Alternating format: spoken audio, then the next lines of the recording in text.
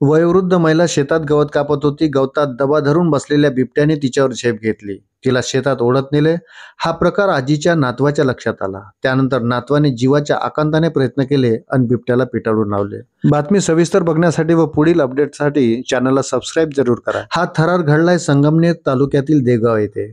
बिबट्याने रविवारी सकाळी भीमाबाई लक्ष्मण लामखेडे वय 55 वर्ष यांच्यावर हल्ला केला आणि त्याला उचलून नेऊ लागल्या. मात्र भीमाबाईचा नातू प्रसाद याने तातडीने धाव घेत बिबट्याच्या तावडीतून आजीला वाचवले. दरम्यान भीमाबाई गंभीर जखमी असून त्यांच्यावर खासगी रुग्णालयात उपचार सुरू असल्याची माहिती वनक्षेत्रपाल सचिन लोंढे यांनी दिली. घराशेजारील शेतात भीमाबाई लामखेडे गवत कापत होत्या.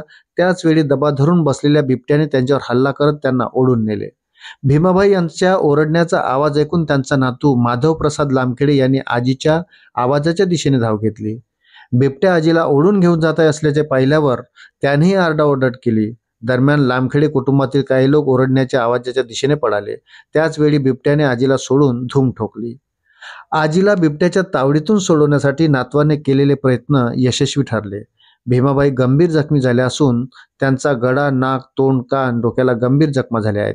त्यांना शहरातील एका खासगी रुग्णालयात उपचारार्थ दाखल करण्यात आला आहे.